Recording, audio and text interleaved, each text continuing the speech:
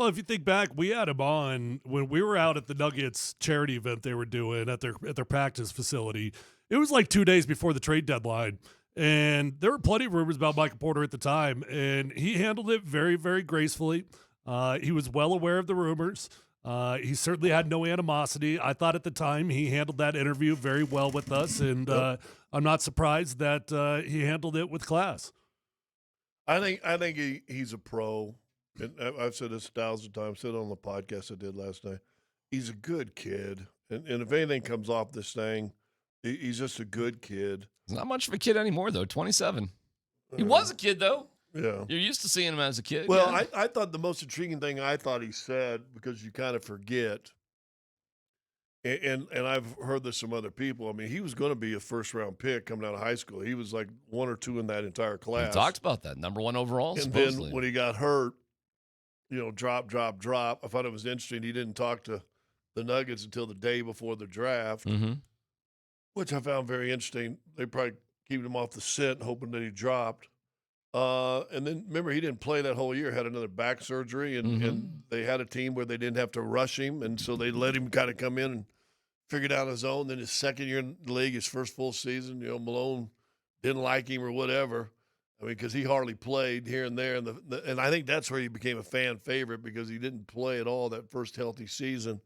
And people were just clamoring, how about putting him in? You guys can't shoot, and this guy could shoot. He said it was the bubble. This is when he came through? When he broke, that's where it was. That's where it happened. But he was very gracious towards Malone, Tim Conley, Josh and Stan Kroenke. I mean, everybody. Everybody. He was really nice towards everybody. I'm going to be careful here, because I don't want to sound critical of Michael Porter Jr., because I'm grateful for the experience. I'm grateful for the memories. I'm grateful for a championship, and he was a huge part of it. But I do find it interesting. I hear all these people complimenting him all the time for how often he apologizes for not stepping up to the plate, how often he apologizes for letting the team down, right? And I think it's a good thing to be self-aware, for sure. Don't get me wrong. But I also think it's a little bit revealing about his mindset. And I think at some point as an athlete, when you're stuck in that mode of apology, when I'm stuck in that mode of I've let the team down, when you're stuck in that mode of I got to acknowledge that I wasn't the man that they think I was going to be, I wasn't the player that they thought I was going to be, you start to believe that. And it sinks into your mentality. And I do think that although it's a very admirable trait that he's willing to step up to the plate and acknowledge these things, I also think it's a little bit revealing about what he has been going through mentally. And I think there has been a huge internal struggle for a long time of, am I the player that fans think I am when I'm bad, or am I the player when I'm good? And I'm not sure he's convinced of which player he really is. Well, I don't think he'll ever, he said plateaued here. I think that's for his whole career, to be, in my opinion. And I hope he has great success in Brooklyn. But for me, it goes back to his health and that back.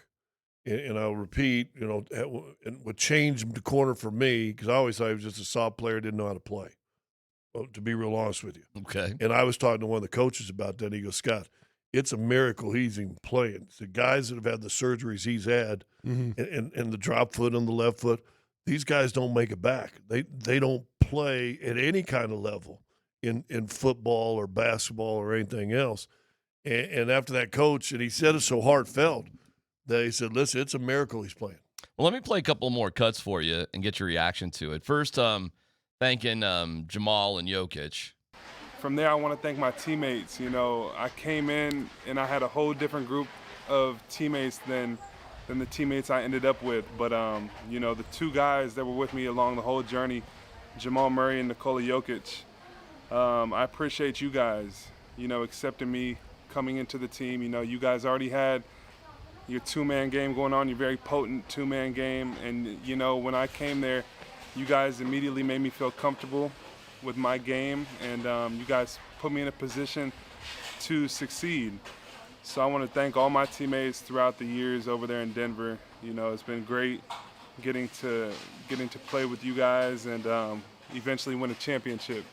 So I appreciate you guys. Well, that's cool. You know what I'm sure he loved the most is in the two-man game with 7 minutes or so left to go in the game to just stand in the corner and never touch the ball. Or to be on the bench. I bet that was his favorite part of that two-man game. Well, there was a video I watched, some guy critiquing the trades and the moves of the Nuggets, and they brought up Bruce Brown. He said, don't forget, Game 4 in the NBA Finals, a key game because you're up 2-1. You know, this is the Game 4 there, a chance to get up 3-1.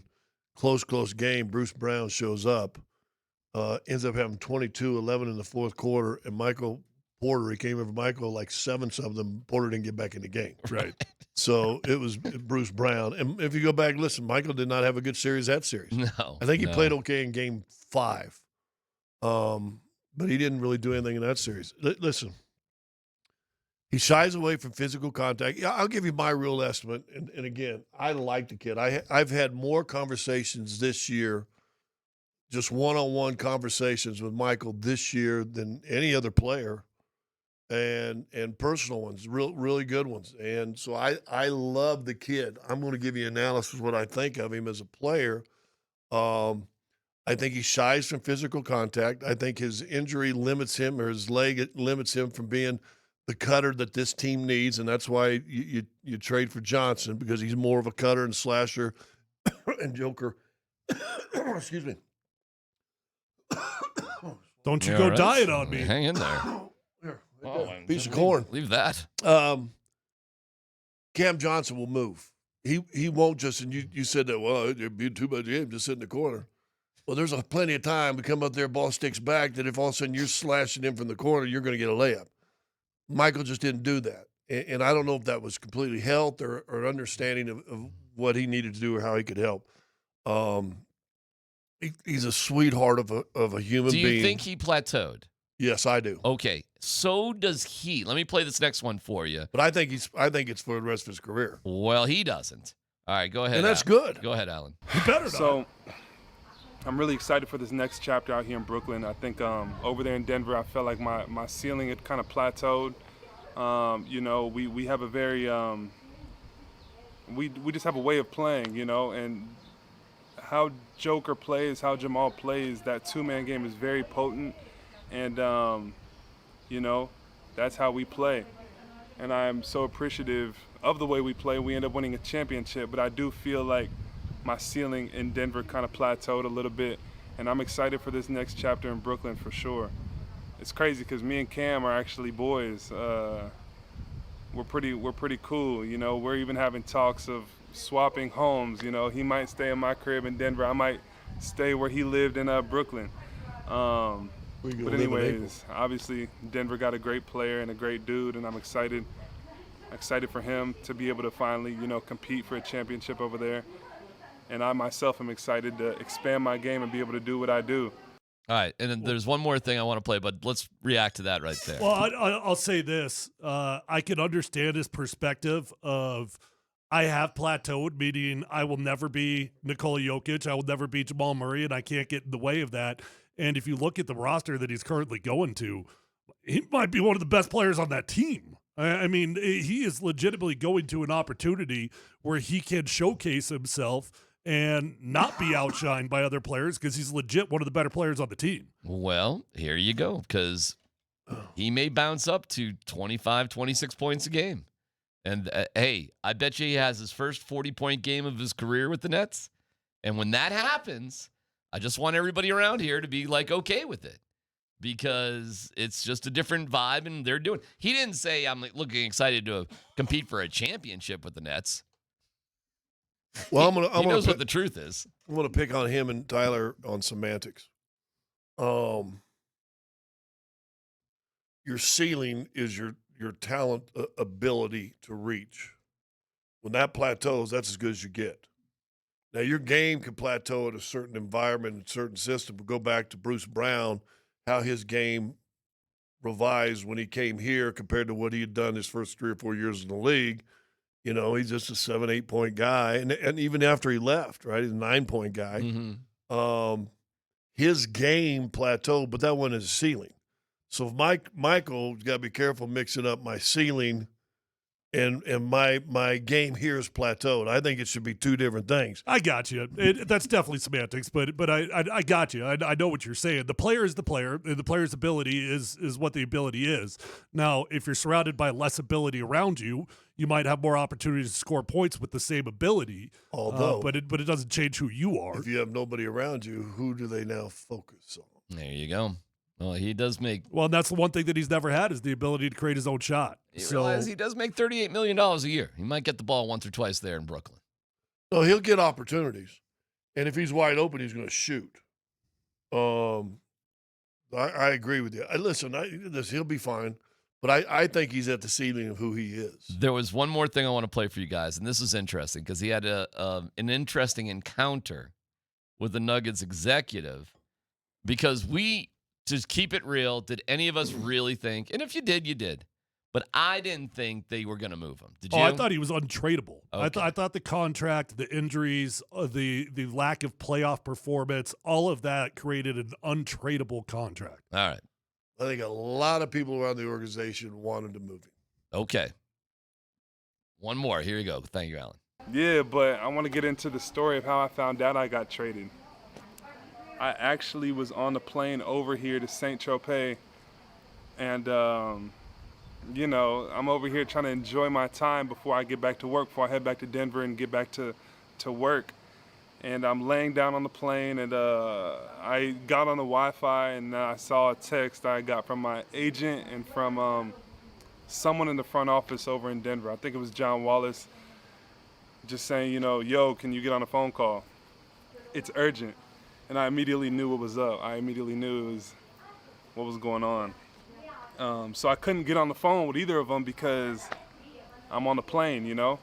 And I just started texting back and forth with my agent, and I was like, man, where are we going? I'm like, where am I headed to? And he told me Brooklyn. And my first thought was just like kind of shock, honestly, because I think 2 days prior, I was walking around my home in Denver. I actually was staying at the Four Seasons Residences, and I was down there at the bar or something, and I ran into John Wallace. I didn't even know he was the newly appointed GM because I'm off social media, so I had no idea. I ran into him, we sat down, we talked for a while, and he started telling me, you know, how we're gonna build the team, who he wants to get, who he wants to surround us with, you know, and who he wants in the second unit. He wants to find a point guard that could feed me the ball in the second unit, all this stuff, getting me really excited. But I also think he heard in my voice that I kind of, you know, wanted to grow my game. I didn't want to plateau. I want to keep getting better throughout my career. And I think he also heard that. But I had no idea, you know. Okay, that's good enough. That's good enough. So 2 days before he got traded, he runs into John Wallace in a bar at the Four Seasons. Nice place. And it's all like, hey, here's how we're going to make the second unit better. Here's what we're going to work on. Okay, well, Jalen Pickett's your backup guard to Jamal, theoretically. So we're going to move on from him. We're going to get somebody else. We're going to do some things to help you out. But Porter gives him back a little bit like a vibe of, I don't know, blah, blah, blah, blah, blah. And I do wonder if that had an impact in the deal getting done. That the Nuggets, first of all, listen, I'm sure they were talking about moving him, period. But why is John Wallace talking to him 2 days before about how great things are going to be with him still on the team? Because it's just what you do. That's what you do when you meet players. You don't come out and be like, hey, can't wait to get rid of you. No, you be kind. You don't have a plan in place just yet. But come on. I mean, if we think about this, John Wallace knew this all along. The only way to get all these other deals done, the only way to sign all the guys that we got, to get Bruce, to get Hardaway Jr., to get all these guys, you had to move Michael Porter Jr. He was the domino. That was the domino that had to fall in order for any of this to happen. So why do you do it? Because you didn't have a trade done. And you certainly don't come out and be like, hey, man, can't wait to get rid of you. Yeah, he's exactly right. I mean, that was the biggest domino, and especially when you get it with such a – because – and really the one team that could do it because they were so far below the salary cap that they can take extra salary. I'm not sure you could have traded him anywhere else. And then, again, watching some podcasts last night, They're calling Cam Johnson the most valuable wing player that was trade bait out there, and the Nuggets picked him up. So that's kind of cool to know. And then, as you said, because you make that move, got to forget being close to that second apron. You got down below the first apron, I think, right below the salary cap itself, didn't you? Right. So business is business. Business is business, man. I said this yesterday. Kind of a crazy running into sort of thing. Well, for John but you know Wallace what? and Michael Porter Jr. If that was at 5, 2 days for he gets a call, he goes back up in the office. All of a sudden, you get phone calls, and all of a sudden things heat up. I mean, Yeah, you think that could you're happen going. Hey, that says something to me about John Wallace, that you're able to transition that fast. That all of a sudden, hey, if you want to do it, let's do it now. We got you. Here's what we'll do. If you're asking the question, do I think that the tone of Michael Porter Jr. in that conversation influenced anything? My answer would be no. Okay. No, I don't think whatever tone Michael Porter Jr. used had any factor in it at all. They knew darn well that was the domino that had to fall. It could be true that just things hadn't come together yet, and things happen. Things can happen, quickly. Which is by far the most likely scenario. Yeah. So it was going to go, and this is what we thought too. It wasn't going to happen. We thought it was going to be relatively boring for the Nuggets. Relatively. Well, listen, you were on vacation. It was a complete difference. You're on vacation, and Tyler doing a show that Thursday and Friday, and that Friday he was going, well, they're just going to run it back. I told you. It was boring. Tyler's going to sleep. Yep. Basically on the show. I mean, it was zero and dynamite. You're feeling kind of down. And then all of a sudden, boom, boom, boom. I think the Nuggets fans, are pretty excited.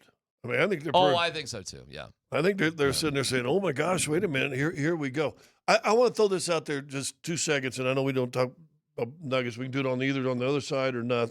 We talked about when they won the championship, what they lost. Yeah. I'm going to tell you something else we haven't mentioned. It's PhD on 92.5.